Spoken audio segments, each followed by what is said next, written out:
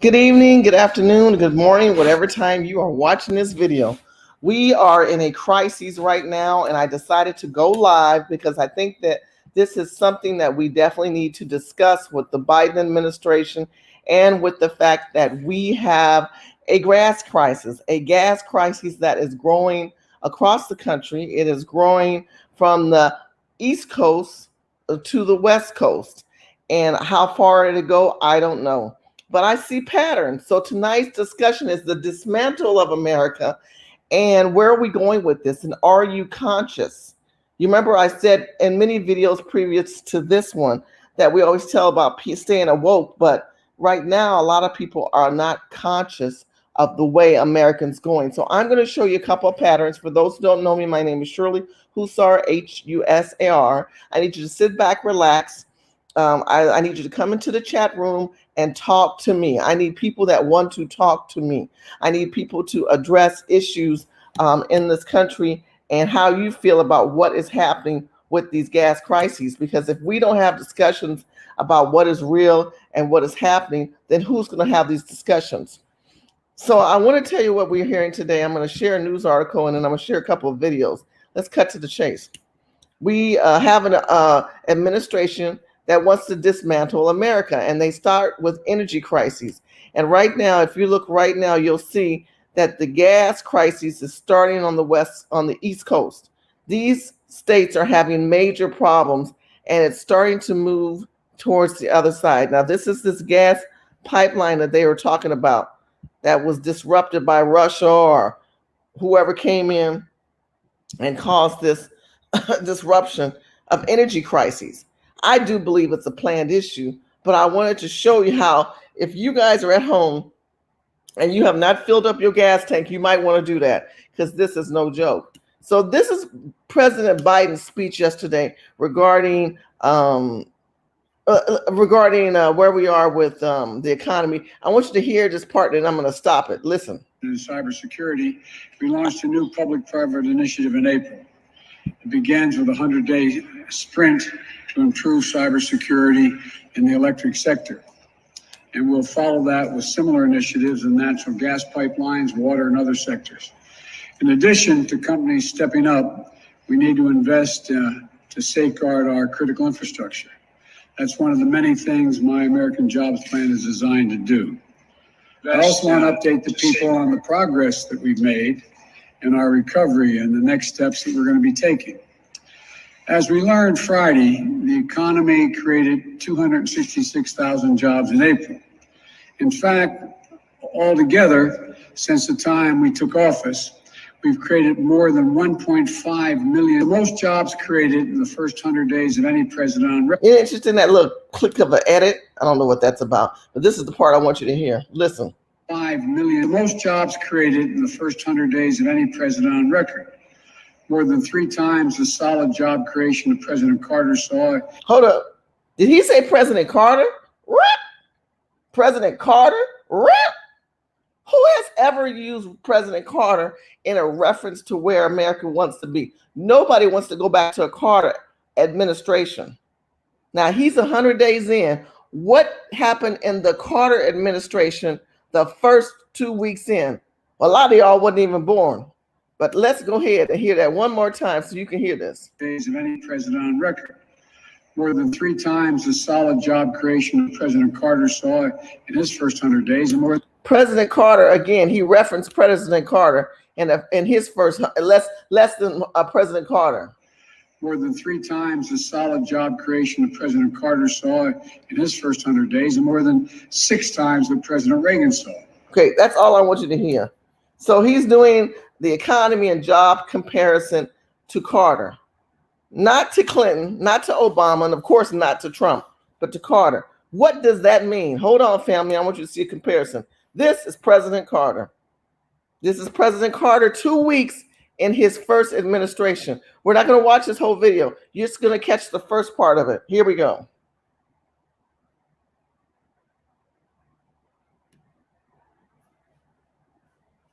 If it'll play. Good evening.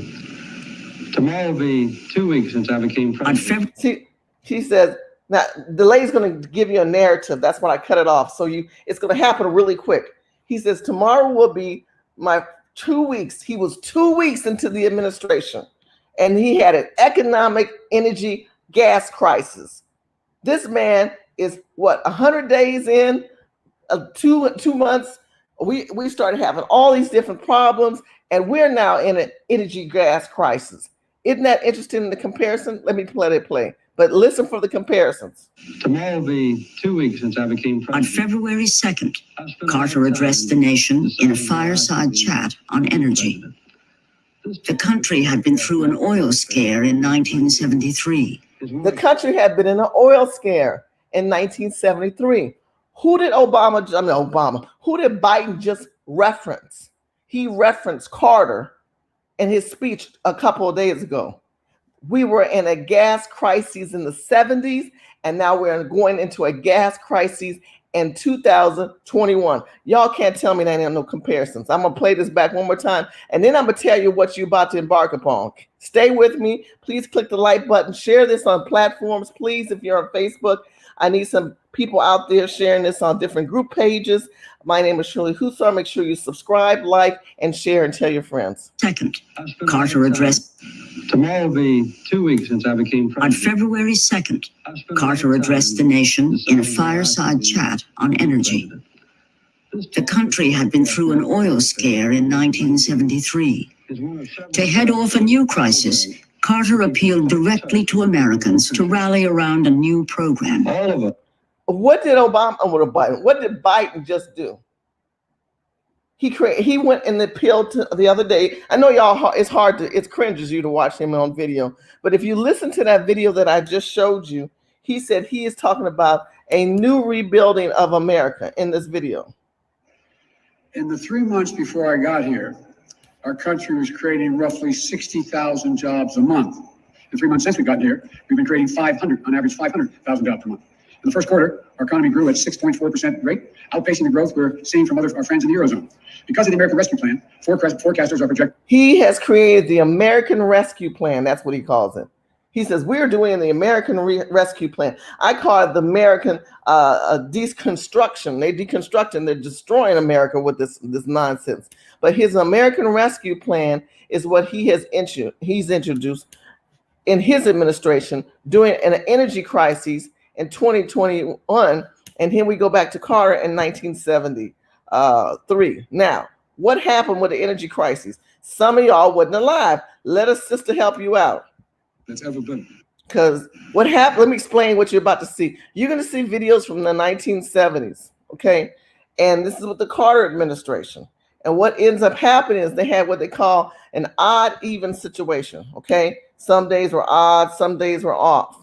Some days were odd, some days were even. So if you had a license plate, okay? Let me give you an example so y'all understand what I'm saying. So let's look up, I don't know, I think I'm gonna type it. I'm gonna cut right to the chase. If you have a license plate and your number is 56789, 9, right, is an odd number. The last number on your plate is a 9. That's the day you go to the gas station. If it's 1, 2, 3, 4, 5, 6, 7, 8, 8 is an even number. That's the day you go get gas because they said the crisis was so bad. This is what's happening. That was under the Carter administration, and the patterns are very similar. This is where we're at right now in the 1970s. Watch this video. This is unreal. Isn't this disgusting? Why doesn't anybody contact the president? Why is he letting this happen to us? To sum up in the word of one irate motorist, the first day of the odd-even system was a disaster. Gas lines at stations were a lot longer than normal. The line today is longer than it's ever been. I have no explanation for it. This gas line at one station on the Upper West Side ran from 96th Street and West End Avenue all the way up to 102nd Street. As might be expected, the longer the line time, the angrier some motorists became. I think it's terrible. I really think it's terrible. I'm in here for an hour already. There's no shortage. I don't believe there's a shortage. The odd-even system can't do anything about the problem of no gas. Some of the people online here have been in other lines and still don't have a tank of gas. This is the second gas line this morning. What happened at the first one? They ran out. I've been in 2 gas lines already. This morning? This morning. How long did you wait for the first Been one? in both lines over an hour. I'm dead out. Most service station operators were not following the new regulations to the letter. Drivers with more than a half a tank of gas should have been turned away, but no one was checking. I don't intend doing that. It's risky. This morning, we're a little short on help, so we are just from what the purchases have been, there really is no need because they're all getting large sales. What are we trying to do? Well, my son is trying to see how much gas we have left in the tank and whether we can make it out on the Sawmill River Parkway. So he stuck his walkie-talkie antenna in the tank, which I do not see we're going to get out. Well, all you motorists with odd number plates, tomorrow, it's your turn. I'm Frank Casey, Action News. So are we going back This to is this? unreal. Isn't this Are we going back to disgusting? this? Why doesn't anybody contact the president? Why is he letting this happen to us? To sum up in the word of one I'm telling you why they're letting it happen, because they want us to devalue America. They are bringing American down to a third world level because other countries aren't doing as well as we are.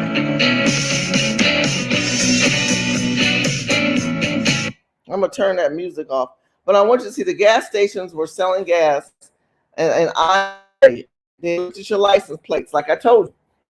And so this is exactly what is happening in America today. If you start seeing us do these odd, even gas, look at the comparison, because there are people who lived during this era and they had to do the duration of what is going on with the gas prices. Let me stop this.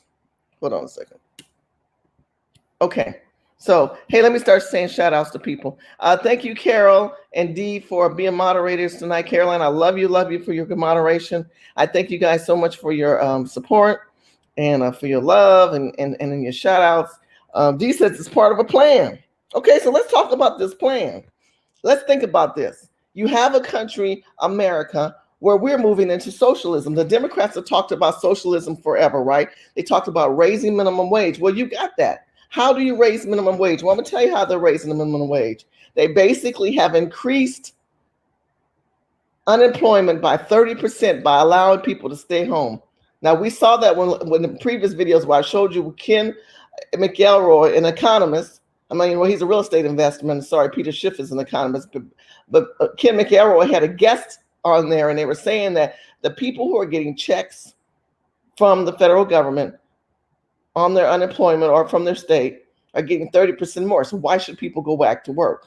So that means people who are at work, when you have people who are working and trying to get employees, they can't get people to come back to work. Why? Because I get more money staying home. Okay, so if you come back to work and you say employees are saying, I have my own business, but I can't pay this high, what they're trying to do, wage increase. Well, you have no choice now, because in order to get people to pay, A, you pay them under the table. That's what people are doing.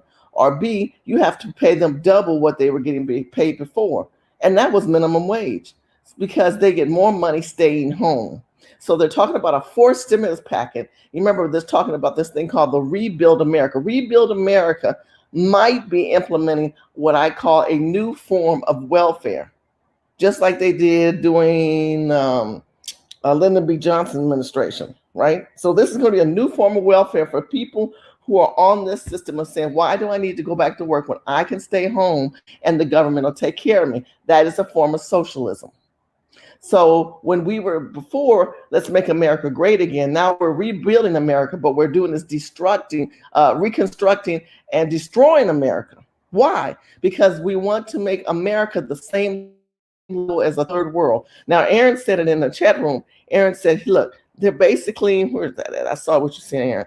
Aaron was talking about third new world order. We've heard that for many times where people have talked about that. And there's some truth to that. Because if you sit back and you break America down, we're the richest country and we have tons of wealth and we've got a great infrastructure because of the Constitution and free enterprise and capitalism. But if you break capitalism down and you take it away from the people and you empower government and you have people accept being dismantled and basically dependent upon a federal or a state system, then you have a socialist system where you're dependent upon. So then your family thinks, well, I'll just wait on the government. They'll tell me how much money they give me. And then eventually they're going to tell you what you can eat. They're eventually going to have a major inflation. If you're going to tell me you're going to allow illegals to come in here and you've got a gas crisis, you've got a housing crisis where the timber is crazy, people can't buy new homes. People who buy a home, it's on the market for hours and it's gone. And then you tell people they don't have to go back to working because we'll pay your mortgage. And there's a moratorium basically telling people that you're not going to have to worry about getting foreclosed on. So the landlord, he can't pay. You got a bundle of mess of government filtration into everyday lives. And that is the main problem that you're having in America. So now we have a gas crisis. Apparently, allegedly, we have Russia intervention that came in and affected our economy and our gas lines. The same way I just showed you in that video with Carter and the comparisons. Now, if you look at what Biden is trying to do, let me show you a photo I found. And I think this is kind of interesting because all these people who loved and voted for this man, and I'm still trying to find these people because I still say this election was rigged. This election was rigged. And we look at where we have all these are cutting down. These are the true numbers that are out there under because of this crash issues. I want you to see this. And so some of you guys, when you wake up in the morning, you're going to see them little, pumps.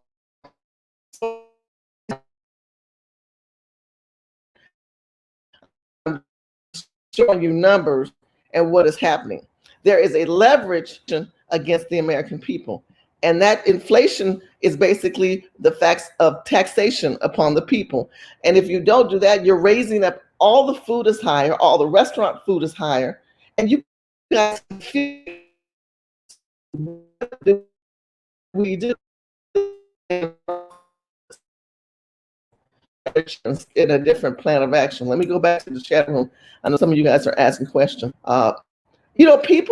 People are lazy in America. Okay, I get that when people say that, but let me tell you what people are. People are opportunists. And if they're able to make more money staying home than to go to work, guess what you're going to do? You do the better of the latter of what you want for yourself. So I wouldn't say people are lazy. I would say they're strategists who are working with what we're dealing with right now. Does that make us better as people? No, it doesn't. Does that help the country? No.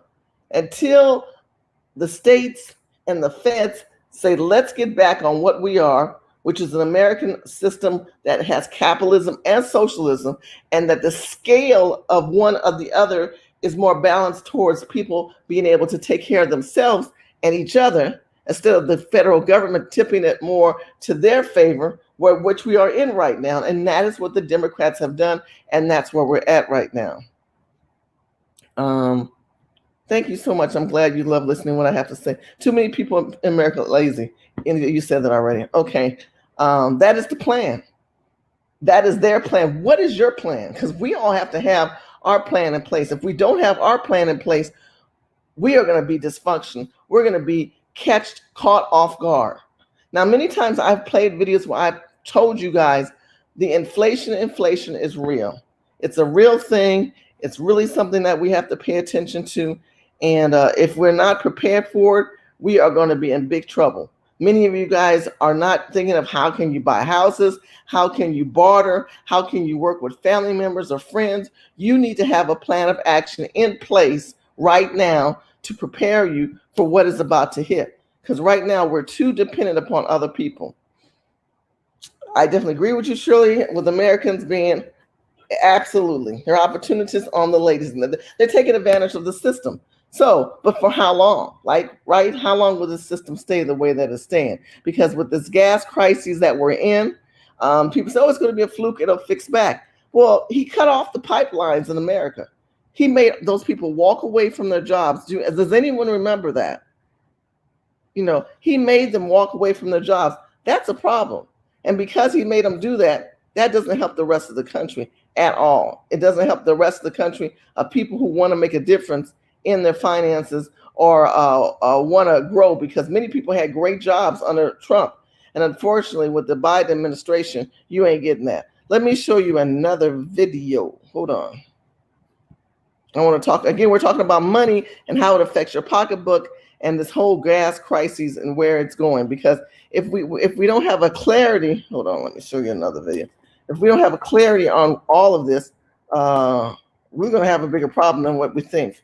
Let me show you another one I saw. Because Kevin had talked about this one. Let me go back here. Hold on.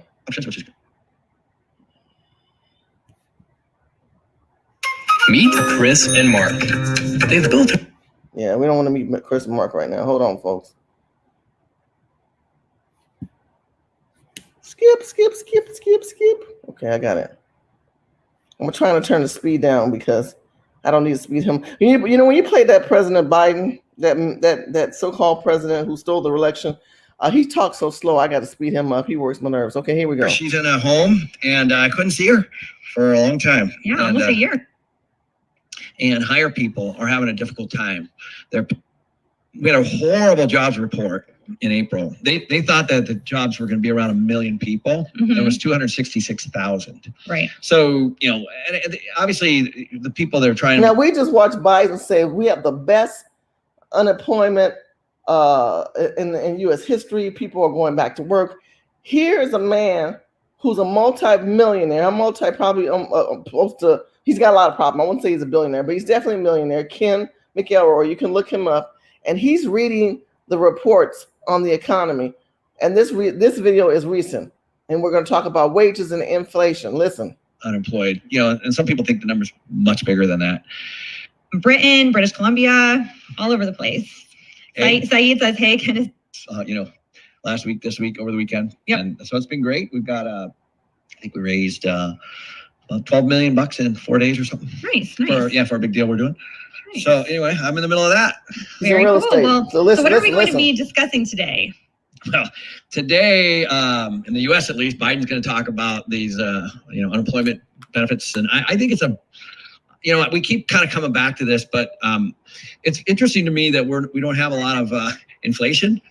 But Well, we talked about last week. I mean, I know. But everything seems like it's going up. I don't know. I don't want to just keep talking about that every week. But what I found this week is that there's we have 10 million people roughly in the United States unemployed, and some people think the number's much bigger than that. We had a horrible jobs report in April. They thought that the jobs were going to be around 1 million people. He said a horrible jobs report.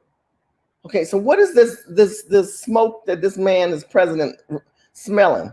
I don't get it. He says one thing, and the people who are managing and dealing with inflation and dealing with their properties and their businesses are coming up with a whole different scenario. So who's telling the truth? Okay, we're living it. This man's living it because he's got to balance his books. He has over 100,000 units. He is a real estate investor. His name is Ken McElroy. Please follow Ken. I think he's great. So he's going to watch his numbers. In the meantime, here's a president, a so-called President Biden, who stole the election from Trump, reading a teleprompter telling you that everything's rosy, but yet you see all the thumbs down on their YouTube video. Let me keep going. Mhm. There was 266,000. Right. So, and obviously the people that are trying to make this a political hot potato, I don't like to really get into politics around this. The issue that really exists, the employers that are trying to reopen and hire people are having a difficult time. They're paying people to show up for interviews. Oh, did you hear what he said? The employers who are trying to interview and hire people have to pay people to come be interviewed. If this ain't no scandalous time in America, I ain't never heard of that before in my life. Let me get this straight. You can't get people to come back because I told you earlier they're getting 30% more income being unemployed. And so now the employer has to pay people to just be interviewed for the job. That doesn't mean they're going to hire. You want to interview me? Well, first of all, you need to give me an incentive to get out of bed and come to you. And then you got to pay me more than what I would do if I was staying home sitting on my ass. Because if people say, well, I can't pay you more, I'm just going to pay you what? No, people are going to stay home. They're going to stay home.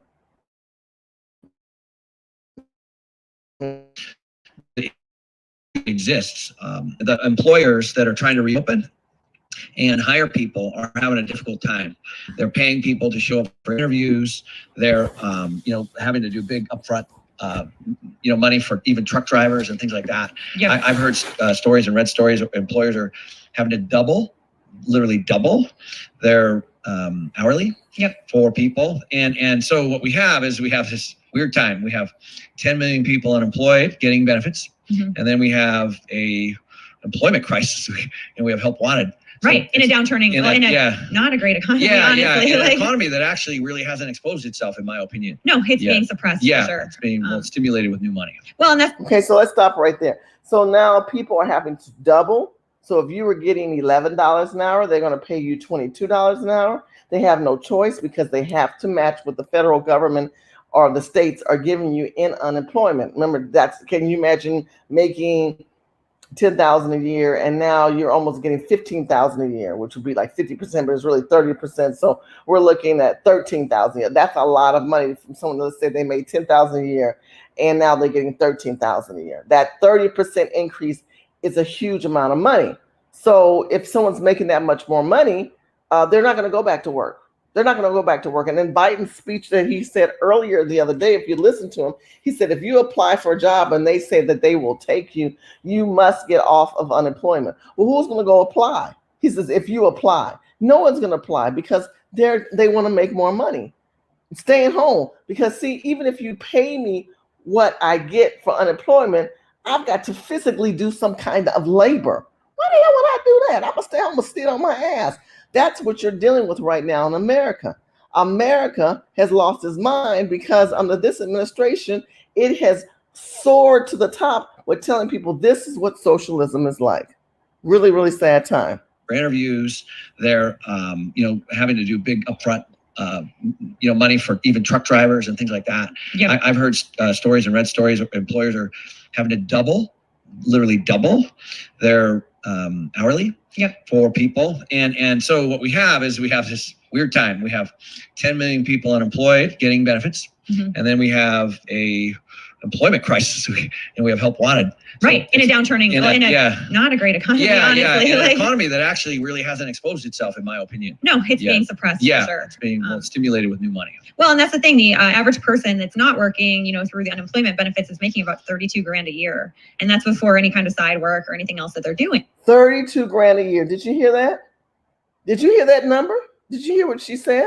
Economy that actually really hasn't exposed itself, in my opinion. No, it's Yeah. being suppressed Yeah, for sure. it's being stimulated with new money. Well, and that's the thing. The average person that's not working, through the unemployment benefits is making about 32 grand a year. And that's before any kind of side work or anything else that they're doing. So, there was an article out in Bloomberg today, and it kind of was saying, what's the right amount of money to get people back to work? And basically what this article is saying is what they're discounting is that if people are making enough money to not have to work, there might not be a number, Well, yeah, and by the way, these are people that, they're making rational decisions. If you're sitting at home making, call it 25 or 30 grand, Mhm.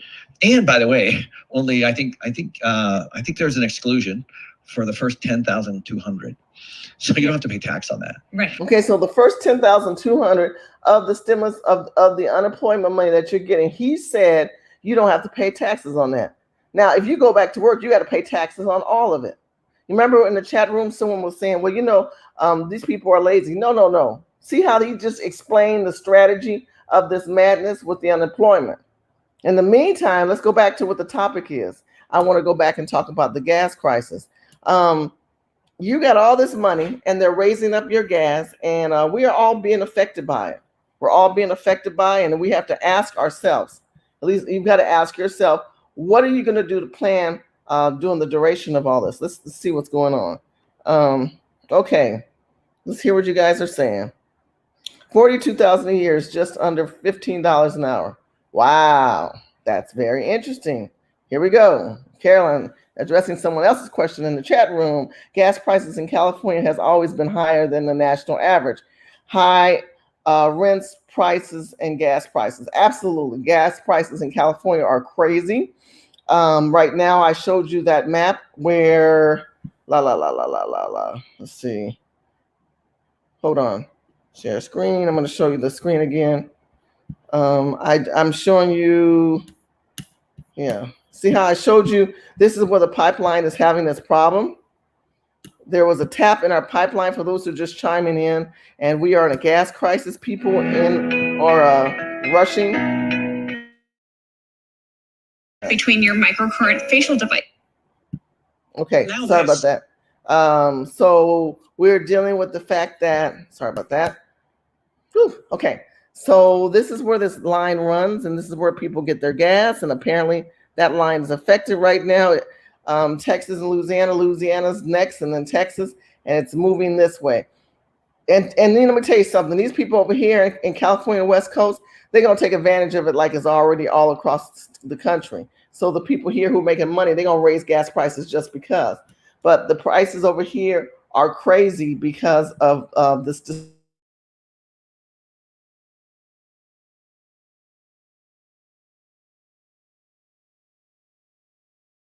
Those who just chimed in and said, Shirley, what are you talking about? Yeah, I wanted you to see that. Okay, I'm going to cancel that. Let's keep going. Take that down. Hold on a second.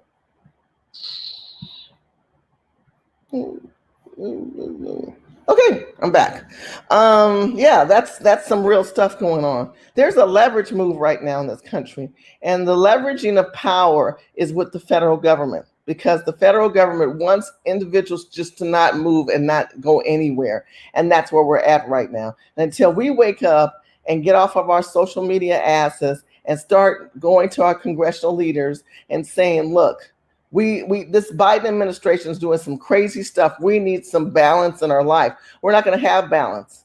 So unless you have a plan for yourself to move forward, you're going to be like these people with these blocks. These red blocks are basically the Biden blocks that they put in your life. And one is with the gas crisis, with the housing crisis, with the water shortage, and you're not preparing. You need to have a plan of action, because what we're seeing is he is patterning the same patterns as Carter in the 1970s. I really think it's important that you guys understand that those patterns do and will affect your life.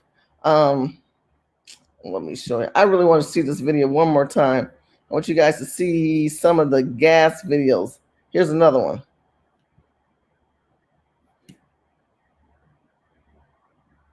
Waiting for this to clear up. Okay, here we go. Those long gasoline lines will probably be with us for the rest of the summer, and the price at the pumps will keep on getting higher. Exxon President Randall Meyer says Governor Clement's odd-even gas rationing program will help shorten the length of the gas lines, but won't eliminate them this summer. Meyer says about 90% of Exxon's company-operated stations in the Houston area are now open on Saturday. About half of them are open on Sunday, with stations operating in every sector of the city at least some part of the weekend. Meyer says Exxon is trying to lessen the inconvenience to the motorist, but the basic problem still exists: a lack of crude oil. I don't imagine that there will be anything happen in the worldwide supply situation that could markedly improve the gasoline picture over the rest of the summer. So I think we're faced with living with about this level of gasoline supply. Our gasoline supplies will continue to run somewhere between probably 96 and 98% of the same month a year ago. Now, why do I keep showing you guys these videos? I want you to see there's a comparison of that administration, which is Carter, and what we're about to embark upon. Again, for those who may come in a little late, this is what we're in right now back east. People are in line for hours, and they're enduring what the Carter administration did in the 70s. This is unreal. Isn't this disgusting? Why doesn't anybody contact the president? Why is he letting this happen to us?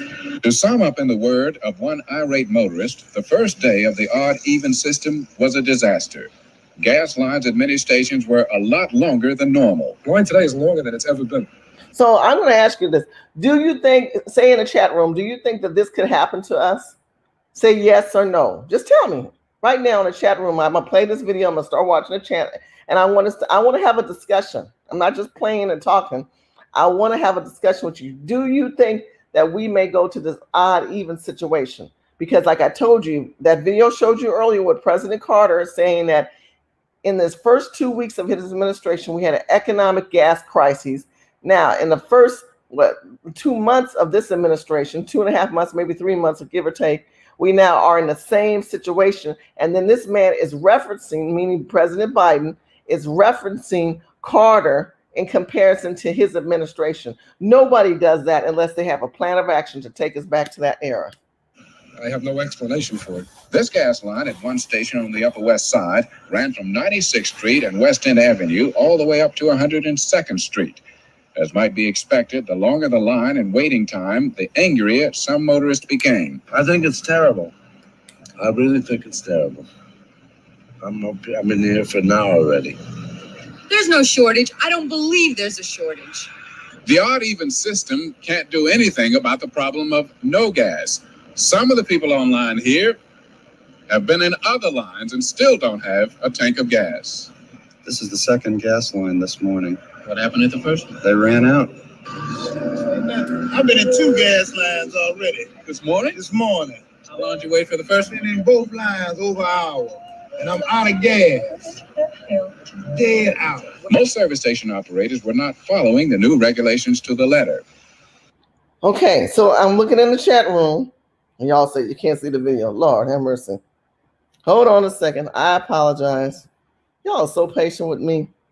All right, let's see. Before I start this video, I'm gonna roll it back. Okay, can you see the video? Yes or no? Hold on. Can you see the video? Yes or no? Someone just let me know in the chat. Can you see the video? Oh, thank you, Trisha. God bless her. Okay, I'm gonna start again. I apologize, technical difficulties. Isn't this disgusting? Why doesn't anybody contact the president? Why is he letting this happen to us? To sum up in the word of one irate motorist, the first day of the odd-even system was a disaster. Gas lines at many stations were a lot longer than normal. The line today is longer than it's ever been. I have no explanation for it. This gas line at one station on the Upper West Side ran from 96th Street and West End Avenue all the way up to 102nd Street. As might be expected, the longer the line and waiting time, the angrier some motorists became. I think it's terrible. I really think it's terrible. I'm in here for now already. There's no shortage. I don't believe there's a shortage. The odd-even system can't do anything about the problem of no gas. Some of the people online here have been in other lines and still don't have a tank of gas. This is the second gas line this morning. What happened at the first? They ran out. I've been in 2 gas lines already. This morning? This morning. How long did you wait for the first one? Been in both lines over an hour. And I'm out of gas. Dead out. Most service station operators were not following the new regulations to the letter. Drivers with more than a half a tank of gas should have been turned away, but no one was checking. I don't intend doing that. It's too risky. This morning, we're a little short on help, so we are not checking gauges. But from what the purchases have been, there really is no need because they're all getting large sales. What are we trying to do? Well, my son is trying to see how much gas we have left in the tank and whether we can make it out on the Sawmill River Parkway. So he stuck his walkie-talkie antenna in the tank, which I do not see we're going to get out. Well, all you motorists with odd number plates, tomorrow, it's your turn. I'm Frank Casey, Action News. This is unreal, isn't this? Okay, so that was America in the 1970s. Okay, and then we fast forward. I changed that video. Where you have you have Biden, your wonderful president, referred to Carter. In the first 166,000 jobs in April. In fact, altogether, since the time we took office, we've created more than 1.5 million. Most jobs created in the first 100 days of any president on record. More than 3 times the solid job creation that President Carter saw in his first 100 days. President Carter. Nobody wants to go back to the Carter era. The Carter era was doom and gloom. The Carter era was when we were in major crisis. The Carter era was just everybody was just suffering, and now we're going back into the crises of the Carter era. You've got to be kidding me. This administration is crazy. Let me show you one more video. Where's that video? Okay, so this is a week ago. Let's look. This is a week ago. Let's watch this one, y'all. Ooh, let's turn that video off. I ain't want YouTube to tag my ass. Yeah. Let's look about, okay, this one is, no, it was a week ago. It says 1 week ago. It's April 29th. Time flies, but they start saying we were having problems then. They're claiming a shortage. Here we go. The highway this summer, into their cars and head out onto the highway this summer. Finding a place to fill up might be tougher than usual. There will not be a shortage of gasoline. There's enough gasoline. It's just a question of getting it to the station as quickly as consumers are filling up. It's all because there aren't enough certified tanker truck drivers right now to deliver all the gas that stations may need. The industry have been facing a... Okay, so last week it was a shortage of drivers. That's what they're saying. And today he announced, or this week they're announcing that there is a pipeline hack issue of crises. Y'all see some patterns here? Do y'all see some patterns here of lies? Like, oh, we're going to make it double bad. Like, first you tell me you don't have enough drivers in this video. This was April 29th. And this week you're saying that we got tapped into and we're going to have to cut off some tanks. Let's keep going, people. American families pile into their cars and head out onto the highway this summer. Finding a place to fill up might be tougher than usual. There will not be a shortage of gasoline. There's enough gasoline. It's just a question of getting it to the...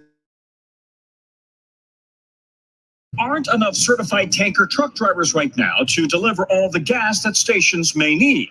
The industry have been facing a shortage of drivers even before the pandemic, according to the National Tank Truck Carriers Organization. Last year, with fuel prices dropping, many drivers were laid off. Enter 2021, things have rebounded. Demand for gasoline is up. Those delivery drivers, in many cases, still gone. Fuel tankers require drivers to have more training and certifications than standard trucks. But many driving schools were shut down because of COVID-19, so hiring new drivers may take some time. Up to 25% of tankers are currently sitting idle. This summer, analysts say some tourist destinations may have trouble keeping up.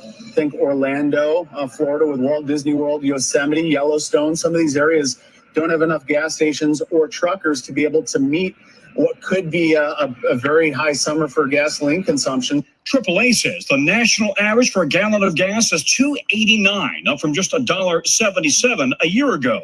$20 used to get me, you know, a good half a week or so, and now $20 gets me home and back. It makes me want to park my car and take out my bike. Also driving up prices, businesses and entertainment venues starting to reopen and the traffic jams that come with them. They're outrageous, considering that everyone's back driving again. Last year, no one drove at all, wasn't going anywhere. For drivers, a downside of the return to normal, more cars on the road and more dollars going into the tank. For today, Tom Costello, NBC News, Washington. Okay, so we got some conflicting stories or constant change of stories, right? You got a constant change of story. Here's another story. Hold on, I want to take something out on... Take this banner down. Sorry. Hold on. Hang in there with me. This is crazy. This whole thing of okay. You guys have been so great. Thank you so much. Okay. Just kind of changing these around. You guys have been saying some great thing. That's so true. I think someone said that they're doing this so they can force American people into electric cars. I totally agree with that. Let's go to that next video I just saw. This one just came out 6 hours ago. Here we go. Homeowners, this incredible. Okay, we're waiting for this commercial to go through. Run on gasoline from Florida to Virginia, with panicked drivers lining up at gas stations fearing a fuel shortage. Now, as we come on the air, there are reports of gas stations across the Southeast running dry at the same time that the price per gallon is running up, closing in on highs not seen in 6.5 years. And tonight, the governors of North Carolina, Georgia, and Virginia have all declared states of emergency. Now, all of this comes after a ransomware attack targeted Colonial Pipeline and forced the company to shut down over the weekend, essentially turning off the tap for thousands of gas stations. Well, the White House is trying to calm fears, saying that while the Southeast is facing a, quote, crunch over the next few days, there is no concern about running out of gasoline. But that's not stopping commuters from topping off their tanks, leading to concerns tonight that scared drivers could actually make the situation worse, creating exactly the kind of crisis that the criminals who attacked the pipeline may have wanted. CBS's Jeff Pegues is at one of those gas stations in Alexandria, Virginia, and is going to lead off our coverage tonight. Good evening, Jeff. And Nora, right now, this gas station behind me is out of regular gas. And what that means is that there are 7 or 8 pumps here that just aren't working. And there are thousands of gas stations just like this one up and down the East Coast from Virginia to Florida. Chaos at the pumps tonight. This is worse than a hurricane. Motorists are rushing to fill up, with some hoarding gas. We got a call from family that said you better fuel up before you hit Tennessee. The Secretary of Energy urged people not to panic buy fuel and said they are considering moving supply by train or ship if necessary. We're asking people not to hoard and know that we're all over this. The ransomware attack on Colonial Pipeline, carried out by the Russian criminal hacking group DarkSide, is having the kind of impact many analysts predicted. This is a massive pipeline, and without it, we're quickly realizing what can happen. Fuel is starting to run out. Now, I'm stopping right here. I'm sorry. This is crazy. So let me see. April the 20th, that last video we watched, April the 29th, 26th, somebody help me out. They said they didn't have enough drivers for gas. So we were having a gas crisis then.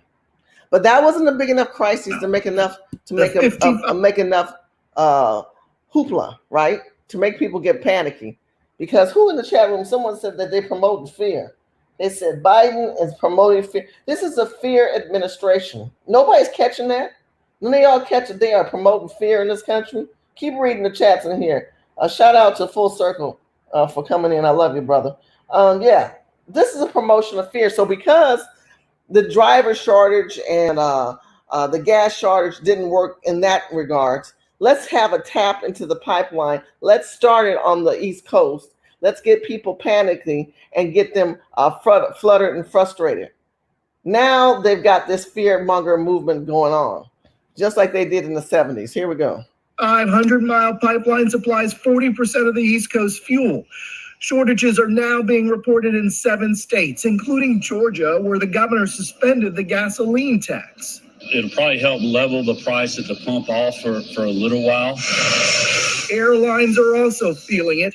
American forced to add refueling stops for 2 of its long-haul flights. And while Colonial Pipeline says that it expects to be up and running by the end of the week, the Biden administration is under pressure to make sure it doesn't happen again. But this is a stark example of how these cyber attacks can have real demonstrable impacts on our economy and our national security. There is now increased attention on securing other vulnerable targets, including the power grid and the water supply, which have few, if any, government-mandated cybersecurity protections. Okay, so anybody who has been following me and listening to me, I said 3 things: food, water, and shelter. Have I not told you that at the beginning of the year? I said, forget the bullshit. Stop paying attention to all this news and everything. Get your life right with God. Stay in prayer. Food, water, and shelter. What he said is most attacked right now. Timber's on an all-time high. Now they're talking about water. Now they've tapped into the gas. And people are not going back to work. If that ain't a form of socialism, I don't know what is. On securing other vulnerable targets, including the power grid and the other vulnerable targets. Why are they vulnerable targets? Because of the Biden administration. Why are they a target? Because of the Biden administration. America looks weak under this administration. America looks as if it is a target, because look at what they put out into the energy. They're saying that we are a target.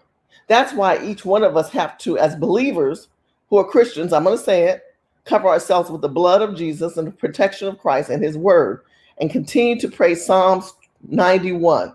If you are a believer, and if you don't know the Lord, get the Bible and start reading Psalms 91 in the morning and at night. And there's a YouTube video that you can play it while you're sleeping, Psalms 91, because they are targeting and they're putting that negative energy in the air, and that's what this administration wants to do. It wants to have you be concerned and worry and fear of things that you have to have that are necessities. These are necessities. These aren't like, well, you know, I can get my hair done. You can get, you know, maybe a shave, or I get my nails done. No. We all need shelter. We all need water, and we all need food. We need our electric, unless we're going to go back to candles. Help me, people. Including the power grid and the water supply, which have few, if any, government-mandated cybersecurity protections. The cybersecurity is the Wild West. There's really no regulation on these privately controlled networks and even the critical infrastructure. Tonight, AAA is telling motorists that they can conserve fuel by avoiding rush hour and minimizing the use of air conditioning, which is something you don't need today here in Virginia. As for the shortage, experts say that it would take more than 10,000 big trucks hauling fuel every day to make up for what the pipeline typically delivers on any given day when it's not shut down. Nora. All right, no need to panic. All right, Jeff Pegues, thank you. Now, no need to panic. Don't worry. Why would you even put those words out there? Somebody tell me, why would you even put those words out there? That's what I want to know. Today, a while. Because you want to have this administration, which is in office right now, take America through a crisis. The question is, what are we doing individually to stay conscious and prepared for these crises? What positioning are we doing? What conversations are we having with our family? Because if you don't have a conversation with your family, you're going to have problems. Let me just leave the videos right now, get back to the chat room. La. You guys are making a lot of great comments out there. I found cracks in the shell. Oh, absolutely. There's too many cracks in the shell. I filled up my tanks. You know, we can fill them up, but guess what? We got to keep driving. You're gonna have to refill again. That's the real truth about the situation. We got to keep filling up again. The question is, will there be gas? Can we drive as far as we used to? You know, some of us are driving 2 or 3 hours. I had a job site I had to go to that was 2 hours away. So now what am I going to do? Do I do that every week, or do I reschedule and restructure myself? You know, and it says another third world country feels as if America is, well, you know, this is what I said before. They want to pull America down and make America a third world country because they feel that we have too much. And the problem, honestly, if you look at Congress as a whole, right? You look at the leaders in Congress. The leaders in Congress that you have right now in office are first generation. They're not first America. And so the Congress leaders in America, this is their first time in office. You know, they have never been in office before. They are Americans. But a lot of these people that you see in Congress right now, let me show you a picture. Here, hold on. Let's look at this. No. I want you to understand something. This is the mindset of the leaders in this country. That's why you're having problems. Because you got a mindset of these people who are in office, who are first generation. So if you were to look at some of these congressional leaders that you see right here, okay, some of these people in here, and they've changed out, are first generation. That means that they have, their parents came here, they migrated here, but they're not Americans. And they are the ones that you hear, the Cortez and some of these people you see on the front line in front of this camera and talking about it as if we have so much because their family members didn't have nothing. And they come here talking about you have to start bartering and doing executive orders and getting money to foreign countries to help them. And yet here in America, we're not taking care of each other. So now with this administration, not only are you taking care of each other, you're devaluing the dollar. Right? You're devaluing the dollar because the money is not backed by gold. So back in 1971, President Nixon, who was a Republican, decided to take us off of the gold standards. And you guys know this story who are following the economy and those who've lived during that era. So money, when you talk about money, money is usually backed by something because money's not real. It's just, it's the source in which, like the dollars that you have in your pocket, those are the source and the things that we use as a tool to transfer goods. But the truth of the money is in gold, it's in silver, These are the things that we need to do. But when we take ourselves off of those standards, we end up having problems. Let's talk about that standard of that dollar, because I think a lot of you guys don't realize that that is really, really affecting us on our abilities to grow as individuals, because we don't really understand money. So I want to play this one section of this video where we talk about money. It's not it. That's it. Okay, hold on. Let me take this. Yeah, where we talk about what is real money, because a lot of people don't understand what real money is. So this is Peter Schiff, who's a financial economist who I love. He's a good friend of mine, by the way, and his wife is a good friend. Listen. But we're going to have, as I said, a dollar crisis soon, and it's going to completely discredit any of these MMT advocates. I don't know why they have any.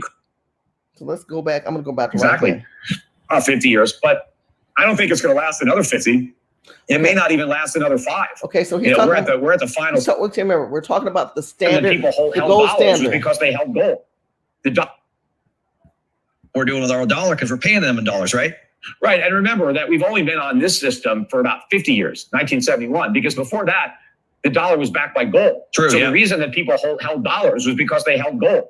The dollar was as good as gold. So once we defaulted on our commitment to redeem our notes in gold, that's when the world started on this dollar system. And it's only been around for about 50 years, right? Since 1971. This is 2021, or pretty much exactly 50 years. But I don't think it's going to last another 50. It may not even last another 5. We're at the final stages, I think, of this. Peter, the government is doing a form of what I think is a modern, monetary theory, or MMT. Can you kind of describe what that is? Because I know this is being thrown out right now. Yeah, well, first of all, I don't like the name modern monetary theory, because first of all, it ain't modern. I guess it has something to do with money, but it's not even a theory, because if something is theoretical, it's like, well, we're not really sure. It's a theory. Maybe it works. Maybe it doesn't. We know this doesn't work because it's been tried so many times in the past, and every time it's been tried, it's failed miserably. So there's nothing theoretical about it. We know it's going to end in disaster. And again, the reason I say it's not modern is because they've been doing it ever since they invented paper, right? Some government has tried this nonsense. But basically, what the theory is espousing is that as long as you borrow in your own currency, which is what the United States does, right? That doesn't matter how much debt you have, right? Because we can always print the money and pay for it. So it doesn't matter if the national debt is 30 trillion or 50 trillion or 100 trillion, right? We could just keep on borrowing, because we will never default, because we can just print money, which in a way is true. We can print money. The problem is that money won't have any value if we print that much of it, in which case it's the same thing as default, right? I mean, if you're a lender and you lend the US government money and they default and you don't get your money back, okay, you lost, right? Well, let's say instead of defaulting, they just print so much money that the money is worthless. So they give you back this worthless money and you can't buy anything with it. Well, is that any different than not having the money at all? Right? I mean, the Zimbabwe government didn't default. Right here, oh, you loaned me $1 billion Zimbabwe dollars. Here you go. Here's your $1 billion Zimbabwe dollars back. So I'm going to stop. In the 2000, shoot, I don't want to go that far. The 2000 when you print money and you can't buy anything with it. Well, okay. So the devaluing of a dollar. So what we're having right now, remember, the gold standard means what? If I have some gold and I basically tell you, look, this is the gold that I have, and I use money. And I said, well, I have gold to back this money. We don't do that anymore. We don't have a standard. And that's the problem in this country, is because we're losing our standards, we're losing our values, and we're getting away from the Constitution and the infrastructure on which the founding fathers have built us up on. And we're doing amendments, we're doing executive orders, and we are destabilizing the infrastructure of America. And one is the American dollar. If you devalue the dollar, the rest of the country is not going to want our dollar. It won't be worth anything. When you say, well, hey, inflation affects, for example, when I was a little girl, potato chips were between a dime and it went to about 25 cents. How much is a bag of Lay's potato chips? What is it, $1.99, $2.50? That's called inflation. Did I get more potato chips then than now? Absolutely. They start infusing air in the bag so that you don't know what is in that potato chip bag. You don't know how many chips are in there. You just have a bag full of air. But guess what? We still buy them and we pay the inflated price. But now you have today not only the inflation and the Dow going up, but you also have the fact that the dollar has no worth because the Biden administration doesn't care. Politicians don't care. All they say, hey, we'll just pump more money and put it out there. But when you're dealing with a worldwide economy, which we are in, and we're part of the World Wide Web, other worlds are looking at us, meaning other countries, and they're saying America will not hold to its credence of the past or to its current present because it is devaluing its own dollar in the manner in which it is giving it out at this time. And it is affecting us, and we are dealing with the repercussions. Let's keep going. Oh, is that any different than not having the money at all? Right? I mean, the Zimbabwe government didn't default. Right here, oh, you loaned me $1 billion Zimbabwe dollars. Here you go. Here's your $1 billion Zimbabwe dollars back. Well, that was what? I mean, you can't buy, a pack of chewing gum with that. What difference does it make? So they forget that you can't, if you run these big deficits, you have massive inflation. Now, according to MMT, the way you solve inflation is just raise taxes, right? Oh, we got too much money out there. We need to raise taxes to get some of it back. But all this is a bunch of nonsense. None of that's going to work. But in the short run, the reason it appears to work in America is because we've been running these big deficits for decades.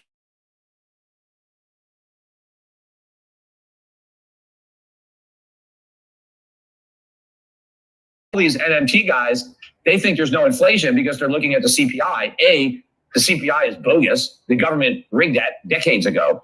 So it isn't a true measure of prices. But they also ignore the asset bubbles that have been inflated in the stock market, in the bond market, in the real estate market, you name it, even in the crypto market. These are all bubbles that are the consequence of all this money printing. And they are doing damage to the economy. And the MMTers ignore all that. And they're just focusing on this rigged CPI. But we're going to have, as I said, a dollar crisis soon, and it's going to completely discredit any of these MMT advocates. I don't know why they have any credibility now, other than they're singing the tune that politicians want to hear, right? Because what they're basically telling politicians is, hey, whatever we want, we can have as long as we print the money, which is great because politicians want to buy votes, right? They want to give the public something for nothing, but they don't want to tax the public to pay for it. I mean, they're willing to tax the millionaires and the billionaires because there's not that many of them. But they don't want to tax the 99%. They want to get the votes of the 99%.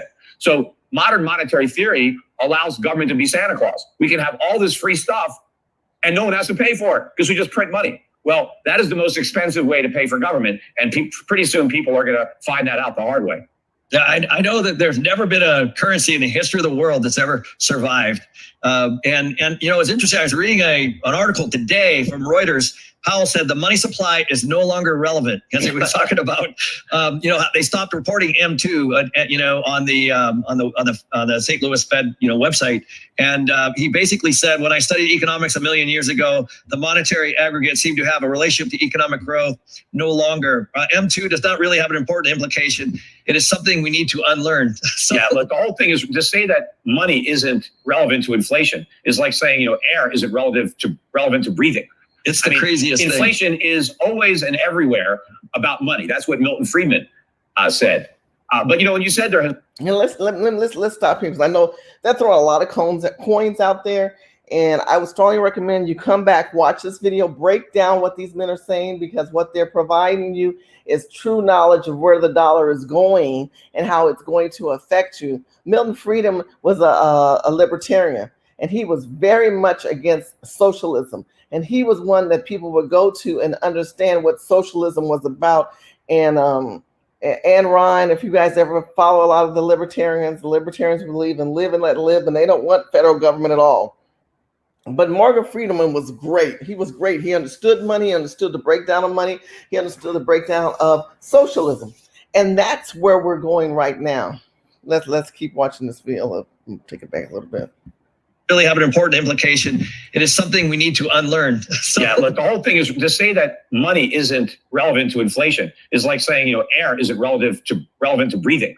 It's the craziest thing. Inflation is always and everywhere about money. That's what Milton Friedman said.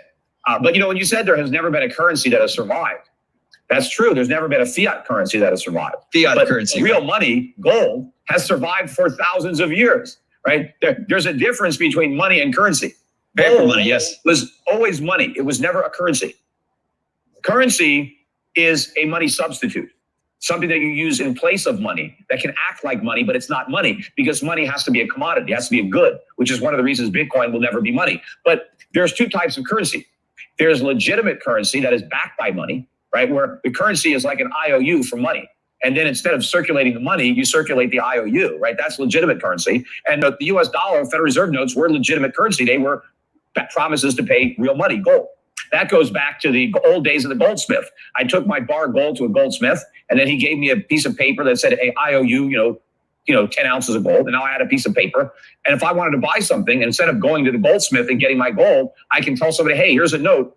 I got 10 ounces of gold at the goldsmith. Why don't you take this piece of paper? Now you have the gold, right? It's a bearer instrument. You get it whatever you want, right? That was legitimate. People didn't want the paper. They wanted the gold that the goldsmith had in his vault. But then governments came up with fiat currency, which is paper money backed by nothing. It's just got value because the government says, hey, this is the money. This is legal tender. You got to use it. Oh, and by the way, we're going to collect taxes every year, and you better have this money because this is what you owe in taxes, right? So that's how fiat money works. It has no real value. It just has value by decree. It has value. But ultimately, fiat currency derives its value from the confidence of the people who are using it. Because once people no longer have confidence that it's going to have any value in the future, they don't want it. And then it doesn't matter what the government says, right? The market value collapses to its intrinsic value, which is zero. And that may be something that happens to the dollar. Yeah, without it. Okay, so I'm going to back this up and break that section down. Let's break down what he said. Be a good, which is one of the reasons Bitcoin will never be money. But it's interesting. I was reading. Look, the whole thing is to say that money isn't relevant to inflation is like saying, air isn't relevant to breathing. It's the craziest thing. Inflation is always and everywhere about money. That's what Milton Friedman said. But when you said there has never been a currency that has survived, that's true. There's never been a fiat currency that has survived. Fiat currency. Real money, gold, has survived for thousands of years, right? Okay, so for thousands of years, we're talking about precious stones and metals, golds, diamonds, rubies, silver, but gold has been the epitome of the true value of currency. That's real value. That's a tangible good. What is a tangible good? A tangible good is something that you can touch, you can feel, you can connect with it. You can do a barter with it. I have 10 pounds of gold. That might be worth 20,000 pounds of dollars. So the dollars are not real money. The real money is gold. But when we got taken off of the standard, we became a substitute. Money became a substitute of reprinting itself without true value. Let's keep listening. There's a difference between money and currency. Okay, there's a difference between money and currency. Listen to what he's saying. Money, yes. It was always money. It was never. He said gold was always money. You understand? There's a difference between money and currency. Gold was always money. Currency. Currency is a money substitute. Currency is a money substitute. That's dollars, pennies, dimes, physical, the stuff that's in your wallet. Currency. Even writing a check is a substitute for another currency, which is cash. So you write a check or you use a credit card, which is in lieu of the cash, which is still a currency, but it's not real money. I hope I'm not confusing you guys. Let's keep going. Something that you use in place of money that can act like money, but it's not money. See, it's a substitute. It's what is used in place of. But what happened is we got off of the standard by decree. So the federal government came in 1971 saying we will no longer be backed by gold. We are going to be backed by ourselves. And there they devalued and took America off of a system that had a clear standard of value and put us at a different level in life. Let's keep listening. Because money has to be a commodity, it has to be a good, which is okay. Money has to be a commodity, it has to be good. It has to be a tangible good. Remember, I told you that. A tangible good. It has to, a good is like I told you, gold, diamonds. Even if you did a commodity change of, let's say you are a baker and you bake bread and I don't have any money, but I have this bread. Would you take my bread for you fixing my windows in my house? And your family needs bread and I need a window fixed. So we're going to barter. We're going to switch with each other. That's still an exchange of goods. That's a tangible good. But with money and the way that they're printing it, they're devaluing it because it's not real tangible goods. Go. Is one of the reasons Bitcoin will never be money. But there's two types of currency. There's legitimate currency that is backed by money, right? Where the currency is like an IOU for money. And then instead of circulating the money, you circulate the IOU, right? That's legitimate currency. And, you know, the US dollar, Federal Reserve notes were legitimate currency. They were promises to pay real money, gold.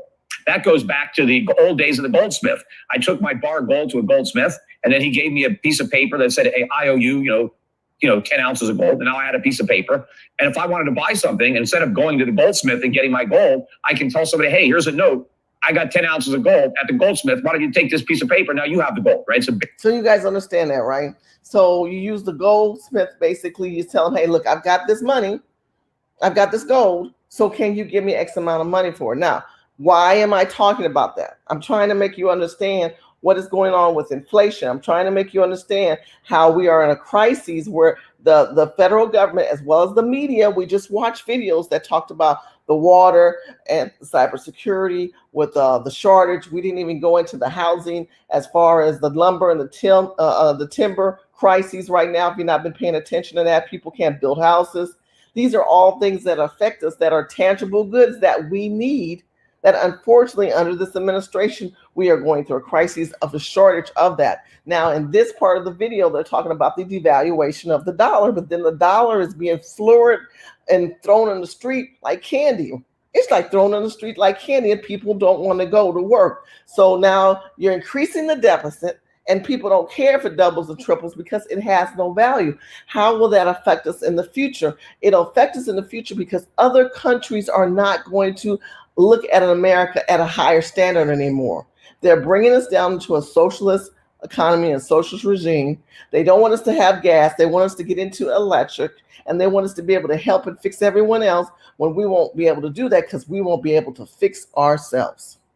Bearer instrument, you get whatever you want, right? That was legitimate. People didn't want the paper. They wanted the gold that the goldsmith had in his vault. But then governments came up with fiat currency, which is paper money backed by nothing.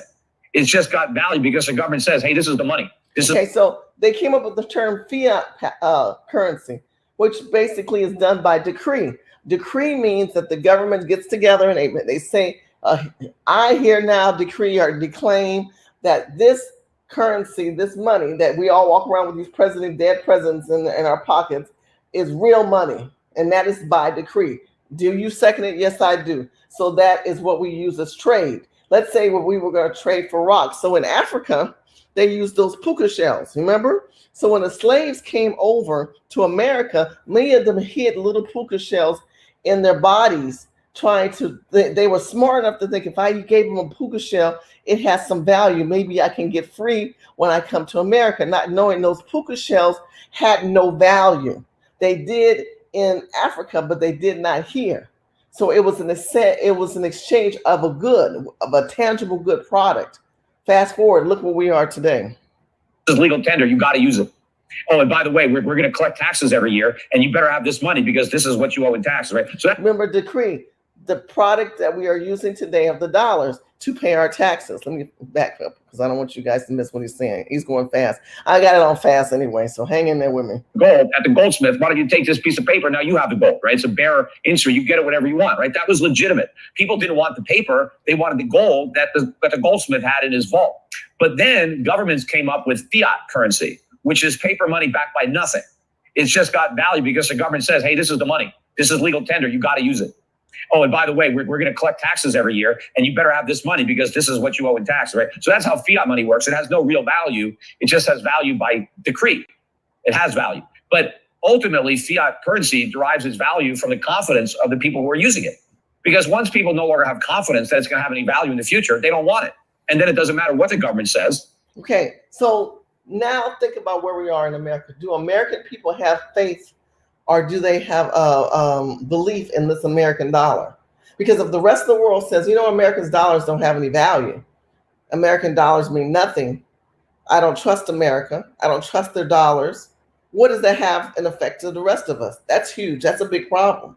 That's a huge problem because that's where we're moving into, this regime of distrust and belief of our strength and being broken down by the Biden administration. Right? The market value collapses to its intrinsic value, which is zero. And that may be something that happens to the dollar. Yeah, without a doubt. So Peter, again, thank you. Can you just talk a little bit about some of your YouTube channels and your podcasts and stuff? Because I know, the stuff you talk about is leading edge. You're always super current. I follow all your stuff. I just saw your interview with. So I'm going to cut back to our conversation. If you have a chance, make sure you check this video out. It is The Dollar is Going to Die with Peter Schiff. Of course, Ken McElroy, one of my favorite people to follow. Follow him on YouTube. Please follow Peter Schiff. He talks about Bitcoin and the inflation of Bitcoin. If you're doing Bitcoin, you're wasting the time. It's about to implode. It's done. I always believe that real estate is always your better bet because it is a tangible good and it's something that you can invest in. When we're talking about trying to get a rate of return on your money, many of you guys should be investing in rental properties. You should be looking at cash flow. And if you don't understand cash flow, you should follow Kiyosaki, Rich Dad Poor Dad. You should play the game Kiyosaki, Rich Dad Poor Dad. We've done this on the show. And we go in to talk about how you need to have your money make money, because Ken McElroy did a video beginning of the year, and I talked about this too, is that the dollar, basically, it's because of its value being so dead, it's basically you're going to run out because of inflation. So you need to put that money into something, and that is why I sell real estate, and I encourage you to find areas, and they don't have to be in California because California is very expensive to invest in. But let's say you're out there and you're trying to buy a place, why not look for a duplex so that the duplex can pay for itself, or you don't have to pay any rents, or take your money and go buy a duplex or triplex or some type of investment that you are getting a cash return or some small business. So yeah, Bitcoin is definitely going to implode. I totally agree with that. You guys are dropping some cool dimes tonight. You really got some great people out there. People saying that they agree with me. I totally agree that Arizona prices are inflated. Absolutely. We're at a bubble right now. Worst time since 2008. We can feel it. We can feel that Obama era coming back right at the beginning of his administration, 2008, 2005. It's definitely going to be worse when you definitely have people who are not paying mortgage rent or anything because the federal government continues to play games telling us, don't worry, it's all going to be taken care of, when we ought to know the real truth, and it is not. Did anyone really think Biden is going to do anything for Americans? Well, he's doing a lot of things for America. He's dismantling America right now. He's telling you false notion of numbers. I just showed you two videos. One where you have Peter Schiff and Ken McElroy telling you that the unemployment crisis is real. And then we just watched Biden do his State of the Union address speech about whatever he's addressing, on top of him addressing recently the crises of the Russian hack and how he's saying that the economy is doing great. So the man is delusional. He's got Alzheimer's. He's off. And he's not running the show. Somebody's running this country, and it's definitely not Biden. He said Biden's doing exactly what China's telling him to do. Probably, Kamala wannabe Harris and Nancy Crazy Pelosi is basically out there. And anybody's buying it. Biden's full of lies. We know that. Again, no one, even the media is not even trying to tell the real truth. They're protecting him, and that part I don't get. At one point, how long is this going to last? The man ain't been in office, 6 months? And the media is defending this wrongdoing, these lies. It just doesn't make any sense to me at all. Oh, yeah, it's absolutely opposite of the truth, and that does not help us at all. Where do I think? Oh, gosh. I think it's just a preparation of where we're going to do with the dollars that we do have right now. So if you've got money right now in savings or in the bank, what should you be doing? And I told you need to invest in that and into something tangible, something that brings value, even if it's some type of small business of something that people need. What do people need? Anything regarding water, food, and shelter. If you look at Peter Schiff, he has a great plan of action about how to invest in gold. I think gold is a better bet of investment. I think silver, I think housing.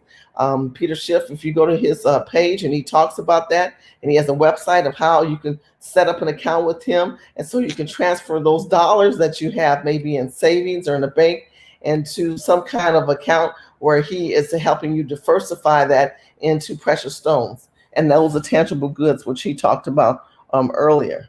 The corporations, well, yeah, they are definitely doing what they're doing out there. Thousands of illegals are coming across into the country right now. And what do I have to say about that? I've talked about illegals for a long time. So all of a sudden we have a shortage of water, food, and shelter, but we definitely can open the borders and let more people come in and take advantage of us. We have more homeless than you could imagine. It's unreal in America, I tell you. Whew, Syria's downfall, a dump of illegals in their neighborhood, plus gas is going up. Yes, this is true. What, Peter? Peter what? Peter Schiff, the gentleman that you just watched in the video. Hopefully you guys saw that video. Yeah, there's definitely a lot going on there. And I thank you so much for believing in me and what I have to say. And I love you guys' insight. I love what you have to say as far as your insight. You know, I was going to say, hold on. I didn't do this. I'm almost towards the end of this video, so hang in with me. If anybody wants to come in, I'm going to put this in there. I didn't see my boy come in. I was waiting for Flagship. Flagship didn't show up. I don't know where he's at. Let me go back. I know I keep repeating this video, but I swear to God, I think we're going back to this. I swear to God, we're going back to when we see these people in lines, man. It's disgusting. Why doesn't anybody contact the president? Why is he letting this happen to us? To sum up in the word of one irate motorist, the first day of the odd-even system was a disaster. Gas lines at many stations were a lot longer than normal. Okay, so now you just saw me showing you a video where the lines are getting long and the people are upset, right? That's exactly what these people were going through in the 70s. The line today is longer than it's ever been. I have no explanation for it. This gas line at one station on the Upper West Side ran from 96th Street and West End Avenue all the way up to 102nd Street.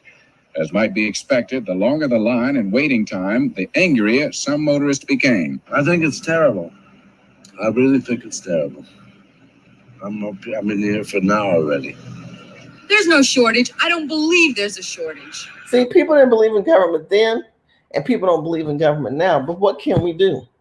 Because now you have a situation where you have a Congress and a House of immigrant children who want to devalue the American dollar and devalue our standards and make us part of the rest of the world. So I believe this administration is going to be worse than Carter. Now that's a tough pill to swallow, people, but get ready for the wild toad ride. I believe that the Biden administration will be worse than the Carter administration. This was the Carter administration. I believe the Biden administration regarding to housing will be worse than the Obama administration when we got Obama in office and the banks were foreclosing like they had never foreclosed before, and then they put a moratorium to make them stop. I believe the Biden administration has made it worse by now allowing people to be forced to pay their rent or their mortgage, but now they're still sitting back on their laurels and they're making 30% more than they were before. The odd-even system can't do anything about the problem of no gas. Some of the people online here have been in other lines and still don't have a tank of gas. This is the second gas line this morning. What happened at the first one? They ran out. Okay, so they're saying back then they were in gas lines and they were running out. I heard friends text me on the phone who were in New York and Texas, and not Texas, Virginia and Florida, saying that they pulled up, they were in gas lines. Guess what? They ran out. Now, I don't think they ran out. I think they turned off. How many of y'all believe yes or no? Did they run out or did they turn off? Tell me in the chat room what you think. I've been in 2 gas lines already. This morning? This morning. How long did you wait for the first one? I've been in both lines over an hour. And I'm out of gas. Dead out. Most service station operators were not following the new regulations to the letter. Drivers with more than a half a tank of gas should have been turned away, but no one was checking. I don't intend doing that. It's too risky. This morning, we're a little short on help, so we are not checking gauges. But from what the purchases have been, there really is no need because they're all getting large sales. Okay, Jacqueline said they ran out. Warrior of Justice said they turned it off. Gabriel said they turned it off and raised those prices illegally. Carol said they turned it off. Mr. D News says, I think they turned them off. See, everybody like me, we all think the same. That's why I love y'all. I love y'all so much for following me and believing me. By the way, please click the like button and share this video. The more you share, the more you click, and make sure you notify yourself when I turn on, because I'm not like everybody else. I don't do weekly videos. I do have a life and have to pay bills. but I do want to be able to tell you things that come to heart, or I look for patterns. And this 1970 pattern of gas loss compared to the Biden administrations have a lot of similarities, on top of him being a Jimmy Carter supporter of antics and thinking. So that's very cringing and concerning, and that's why we need to be prepared and have these conversations. So yeah, I think they're turning them off. I think you guys are totally right. I think they turn these gas tanks off, and now they have us all panicky, because I told you we watched a video earlier where they said, oh, we're short of drivers, so we're going to have a gas crisis. But that wasn't extreme enough. So now we're going to say that we were hacked, and then we're going to turn them off. Do you guys see this pattern that they're lying to us about? What are they trying to do? Well, my son is trying to see how much gas we have left in the tank and whether we can make it out on the Sawmill River Parkway. So he stuck his walkie-talkie antenna in the tank, which I do not see we're going to get out. Well, all you motorists with odd number plates, tomorrow, it's your turn. I'm Frank Casey, Action News. Okay, so fast forward tomorrow morning, when we wake up, we'll be talking to our friends back east. We're going to be asking, hey, how did you handle some of these crises with the gas? Let's see what this, I've not looked at this video. Let's see what it does. Live TV from 85 plus channels. Ooh, that nice YouTube video. Hold on a second. Did we watch this one? Okay, hold on. This is somebody's video. Oh, no, this is oh yeah, I think we did watch this one. Lines will probably be with us for the rest of the summer, and the price. Oh, yeah. Cause see, I wanted to show you, the guy talked too long. Okay, here we go. Let's skip that. But 19-year-old Jim Lowe thinks people should care and that they will care enough to take some action on their own. The assistant drugstore manager and college student has taken it upon himself to set up a public session to talk about the gas shortage. The session tonight at 7 at San Jacinto Junior College will feature public officials and all interested citizens.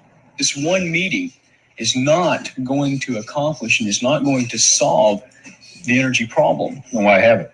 Well, we want to have it because we want it to be a beginning. Lowe has been working around the drugstore, keeping up with his normal workload and trying to organize the gas shortage session. He's been on the phone with citizens and government leaders. Already, Congressman Bob Eckert, state representatives, and someone from the Department of Energy have agreed to attend the session. We stopped at a gas station near the site of the public hearing and got varied reactions. Yes, did anybody see that? Look how much gas was. Someone type in the chat room, tell me how much this gas is. Tell me how much this gas is in the 1970s, people. Type that in the type that in the chat room. Can y'all see that? Because I can't blow it up. I'm not gonna say it. Somebody type that down. No, not 2 cents. 82 cents. Yes, Deborah. Yes, 82 and 84 cents back in the 70s. Can you believe that crap? That's unbelievable. And now look at us at what, 7.9. One of my posts on Facebook was $9. Oh my God, 82 cents. This is hilarious. Hearing and got varied reactions on what might be or might not be accomplished at the session. I think it should help out. I think people need to get their views together and see what will need to be done in this situation. People talk about that ain't doing nothing. You know, it's the same old thing every day. You don't think talking's going to do it tonight? I don't think so, sir. Again, the session is at 7 tonight at San Jacinto Junior College at the intersection of Uvalde and Wallaceville Road. David Glott, Eyewitness News. Well, with all the heat and long lines we're having to contend with now at the gas stations, tempers are beginning to get as hot as the thermometer reaches. Okay, now, you saw a gas station at 82 cents. You see, nothing has changed, by the way. Now, they're going to have a town hall meeting back in the 70s to try to fix the crises. What you need to do is get rid of the damn politicians. I'm sorry. Get rid of the politicians. Look at this. Look at this. What did they do to make a difference? They said, well, let's get together and have these town hall meetings. It's the politicians who set these tones in this country and set a fear among us. Now, here's another video, but people may not know. People stopped buying big cars. What is it? 10-cylinder, 8-cylinder, right? Because we want 6 and 4 cylinder cars, but people who are driving 10 and 8, these big cars, these Lincolns, these Cadillacs back in the day, they looked good, but they cost a lot of money to run. So people were getting rid of their big cars. Listen to this. Fast forward. automobile, for so long the symbol of America's wealth and extravagance, is dying. New cars and used cars stand like shining tombstones in the showrooms and parking lots of the nation's car dealers, unloved, unwanted, and unsold.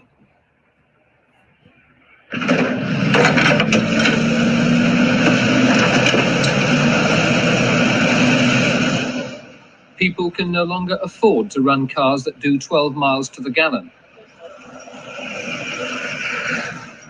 Petrol stations can no longer afford to fill up cars whose tanks take 20 gallons. The monsters are dying of thirst. The energy crisis is killing them.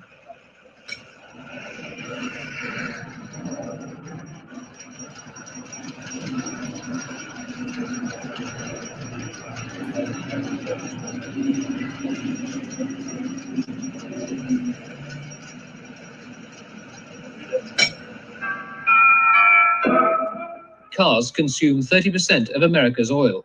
Because people are not buying big cars, General Motors, the biggest car manufacturer in the world, will cut production this month by 80,000 cars. There's a crisis of such proportion that we probably haven't even begun to grasp it yet as far as the country is concerned. I have said to myself and to others that this is a Pearl Harbor again as far as... Okay, so aren't these patterns? Because back then there was a scare about crises in the 70s about these big cars, the Lincolns and the Fords, these huge kind of Cadillac cars that people drove in, like they were like a mobile home on wheels, and they took a lot of gas. We're going to get rid of those cars and we're going to get smaller cars. Now we have a gas crisis and we want to get rid of gas and move into electric. Just like someone said in the chat room, this is patterns. So we really don't drive cars as big anymore. So they did make a huge downsize in the space, but you remember then we went through an era where we had those cars that were 10 cylinders. What are those cars called? Those Hummers. Remember when everybody was trying to buy a Hummer and those big ass Hummers, and then gas went up and people got rid of those Hummers? Now you don't see too many Hummers on the street because everybody was driving Hummers because they were 10 cylinders. Y'all remember that? Well, back in the 70s, they had people were driving these luxury kind of cars, and these manufacturers were being pressured to reduce the size because of the gas crises. The United States is concerned because of the fact that it envisions a whole change in our lifestyle, a whole change in... I think leadership and the economic leadership of our country has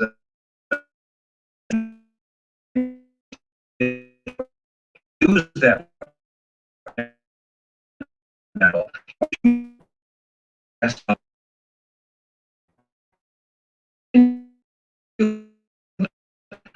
Peter, you're interested in the car, you can see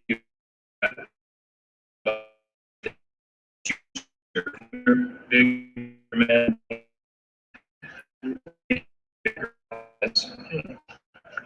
It's got all the power options on it. These are all remote control. All you do is touch a button. The mirrors set themselves to where you want them. Both sides. You ain't gonna buy that car.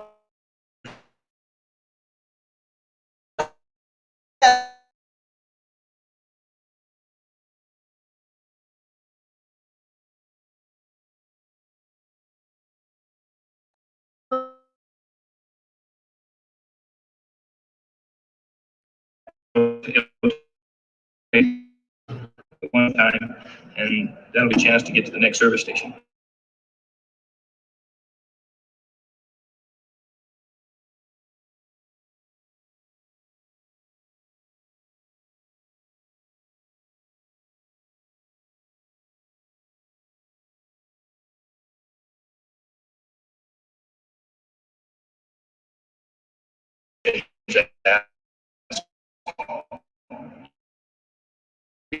How many miles quickly? Let's stop this real quick. Okay, hopefully you guys see. Here's a situation where we can obviously see that the gas crisis prices are the same prices that they dealt with then that we have to deal with now. it's similar patterns, right? Because then they had to deal with the big car. By the way, they don't make cars big like that anymore. So they did make an impact on the automobile maker, but they still were able to get that gas mileage. Maybe the tanks were reduced, but as far as the cylinders as far as the 10 and the 8 and the 6 still exist. Now we're moving into the point where we're doing all electric cars, but how far will I go? That was the same question that man asked in that video. How far can I go? That's the question that people are asking today. So anyway, absolutely. Absolutely. Combustion engine, absolutely. Yes, all utility bills have been added, tax increase, and pay Biden in the Build Back plan. Oh, how I realized when Phil Scott. yeah. I love Phil. You know, Phil's my guy. Phil and T West are my boys. Oh my God. You guys, if you're not watching Diners, we're going to talk about Africa on next couple of shows, but we're not going to do that tonight. I'm very angry about what is happening here in America. What's happening here in America is no joke. What we're learning here in America is no joke. What we're learning is that we're a country right now that is being invaded into a socialist system and a socialist regime where we're supposed to think and act according to what the government says. So let's continue to communicate with one another, guys. Thank you so much for watching me. Make sure that you like and click the like button. Please make sure that you understand that we are in a crisis right now with this gas crisis. Let's see how long it lasts. Maybe it might clear up in a week or two, but God bless you people back east. I know you're going through it because that's where they're saying it's starting. Us on the West Coast, they're just going to increase because you got affected. We're going to get affected. It's like an aftermath or like a shock, a wave, like an earthquake. And yeah, it's really crazy right now. But I want you guys to realize, fill up on your tanks. Absolutely. If you have to go somewhere, go there if you have to. If you don't, maybe you might have to start ordering Uber Eats or something like that to get your food, but make sure that you start cooking more at home. You remember when they used to be 82 cents? It ain't 82 cents no more. And I definitely love you guys. Follow me on Facebook. Make sure that you follow me on Instagram. Yeah, my crazy photos that I put together that ain't me on Instagram. And remember, this is a plan of action because I do believe they did turn those tanks off. I believe the same thing as Gabriel and Warrior of Justice and Carol and Mr. D News. We all said together that they purposely turned those tanks off and making people not get any gas. There's always a short. How the hell you have a shortage in 1 day or 2 days? You had that much leakage into the ocean. You know, ain't nobody buying all that bull crap. That's some bull crap. So yeah, make sure you guys subscribe, like, please like, and leave comments after this video is over with. Tell me what you think. Tell me what should we talk about. But the patterns that you're going to see in the next coming days has to do with the patterns between two presidents, and that's President Carter and President Biden. Those two presidents have similar patterns. This is what's currently going on right now in the country in North Carolina, in Charleston and Atlanta. There are meters, they're turning off the gas, and Metro is going to have problems. Airlines are going to have problems. This is this administration. And they should be ashamed of this administration, but this is this administration. This is what we're going through. And he wants to highlight the Carter concept and the Carter mindset. Study the history of President Carter and tell me, do you want to go back to those days? Because those were terrible days. That administration was not a good administration. That's why it was a one term and Reagan came right afterwards. That's why in his video that he did his speech, he referenced Carter and Reagan, because it was that time frame of the energy crises that affect America, that is what he wants us to go back to. So God bless you guys. I love you. Thank you for watching and stay tuned. Have faith. Remember to pray. Remember to listen to Psalms 31 on YouTube and pray. Pray for this country. Pray for your family. Stay awoke. Stay conscious. Don't sleep at the wheel and don't live in fear. Don't adhere to fear. Don't let your body, your mind go into a fear mode. Have a plan every day when you wake up. Don't just go into a routine. I go to work, I stay home. I watch TV, I watch my favorite shows, I get on the phone. You've got to break your patterns that normally would not move you further, but just keep you in a ongoing mode. We want to get out of the ongoing mode, and we want to break from the patterns and learn from each other. Find a way to barter with your neighbor and your close friends. Bartering system of ideas and concepts and of products of tangible goods. Follow the people I've showed you in other videos, and tell me in the chat room after this video, what do you think of those people? And how do you feel about what I'm saying? If you agree with me or you don't agree with me. Because together we do better. Alone, we won't move forward. We'll stay unconscious. We'll get lost. And we don't want that.